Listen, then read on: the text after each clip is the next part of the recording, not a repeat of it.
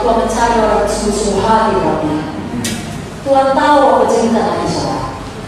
Tuhan tahu bahwa saudara berkata seperti Esther berkata, saudara pun tidak kebetulan di mana Tuhan meletakkan saudara masing-masing.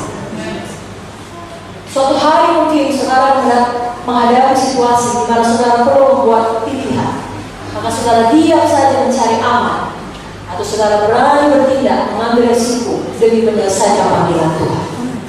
Mari pilih selesaikan panggilan Tuhan berapapun halnya. Kenapa? Karena kita mengerti Tuhan ada di atas segala. Kita tidak perlu takut kepada manusia, kita hanya perlu takut kepada Tuhan. Satu perkara kita harus sadar, jangan tidak sadar, bahwasanya hidup kita di dunia ini, kita selalu berada di dalam perang rohani. Ada pihak kegelapan, ada pihak Tuhan. Mari kita ikut berperang di pihak Tuhan. Maka kemenangan kita dijamin Tuhan. Tapi kalau kita diam saja, seperti kata Mordekai, dengan sendirinya kita bersetuju dengan pihak kegelapan. Kalau kita tidak berbuat apa-apa, kita membiarkan pihak kegelapan yang menang. Jangan kita diam saja, saudara. Saya percaya tidak ada kita yang mau menjadi hamba Tuhan yang berpuas dengan melayani kita sekarang. Mungkin karena sekarang kita sudah diberkati. Dan tidak ada kita cuma Tuhan, anak-anak Tuhan yang berpuas hanya dengan beribadah sekali seminggu dan kemudian menerima semua kelimpahan berkat. Tidak, saudaraku. Kita mau ikut serta di dalam peperangan rohani, berperang di pihak Tuhan, menyelamatkan jiwa-jiwa manusia. Haleluya. Dan mau harta yang kekal, saudara. Deklarasi perang tidak bisa dianggap enteng. Kalau ada satu negara menyatakan deklarasi perang, jangankan perang betulan, saudara, perang dagang pun tidak bisa dianggap enteng. Apalagi kalau perang betulan itu sangat serius, saudara. Itu negara ya. Kalau Tuhan sudah mendeklarasikan perang, itu lebih serius lagi. Sebabnya kita pun harus serius berperang di pihak Tuhan.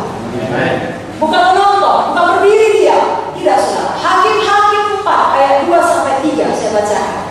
Lalu Tuhan menyerahkan mereka ke dalam tangan Yabin, raja Kanaan yang memerintah di Hazor. Panglima tentaranya ialah Sisera yang diam di Haroset Hagoyim. Lalu orang Israel berseru kepada Tuhan, sebab Sisera mempunyai 900 kereta besi dan 20 tahun lamanya ia menindas orang Israel dengan keras.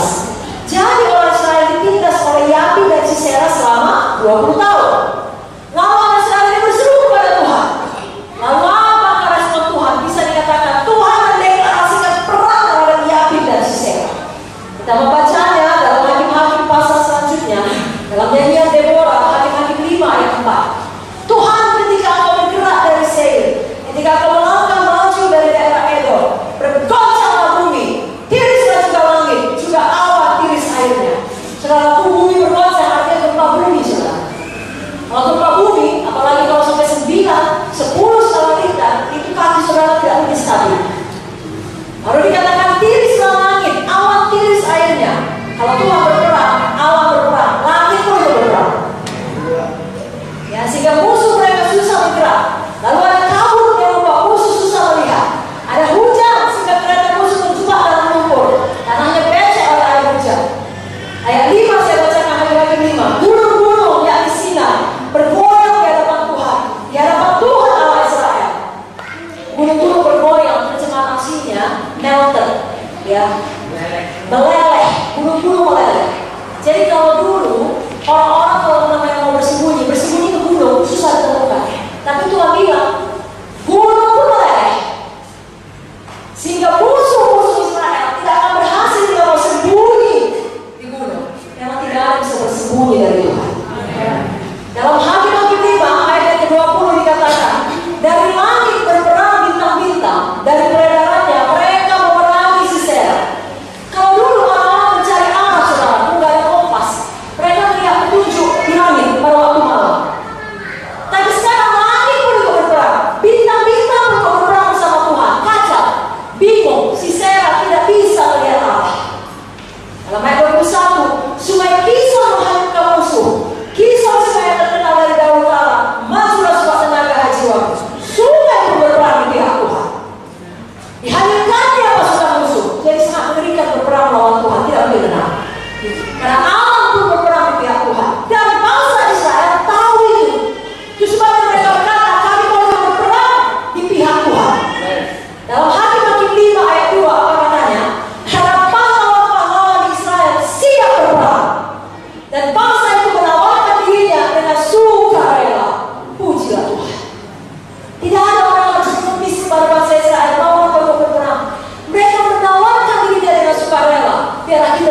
sini demikian.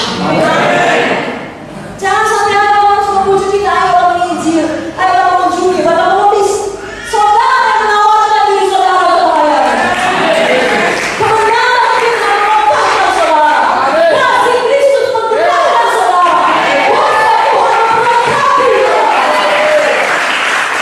Saudara yang suka berperang pihak Tuhan, berperang menyelamatkan jiwa, berperang memuridkan jiwa, berperang melawan daging, melawan ikatan, depresi, ketakutan. Saudara menang menghadapi. Saudara berperang bersama percaya saya. Jangan kita diam saja menikmati berkat dan menonton. Kerap kali demikian, kalau kita hanya diam dan menonton tidak bergerak, ujung-ujungnya disibukkan dengan semua hal yang duniawi. Saudara tidak mau, tapi itulah kenyataannya. Jangan kita diam, saudara, betul-betul berperang, saudara. Mari kita bertindak. Kita berani menyuarakan kebenaran. Apa yang dikatakan oleh firman, apa yang digerakkan oleh dalam hati kita, kita lakukan. Kita tidak menunda-nundanya. Saudara, tahu saudara, dalam peperangan melawan Yabin dan Sisera ini, ada satu suku. Mereka tidak mau berperang, mereka diam saja. Namanya Meros. Apa kata Tuhan mengenai Meros? Hakim-Hakim 5 ayat 23. Kutukilah kota Meros, firman malaikat Tuhan. Kutukilah habis-habisan penduduknya, karena mereka tidak datang membantu Tuhan sebagai pahlawan. Kenapa Meros harus dikutuk? Bukankah Meros tidak berbuat dosa yang parah? Tapi Meros diam saja. Meros pasif. Meros tidak berbuat apa-apa, mereka menonton saja. Kita tidak mau demikian. Kita sadar selalu ada perang rohani. Ini bukan waktunya untuk diamkan menonton. Saudara lihat kemajuan zaman, bagaimana perkembangan sosmed, segala sesuatu yang terjadi di seluruh dunia. Saudara bisa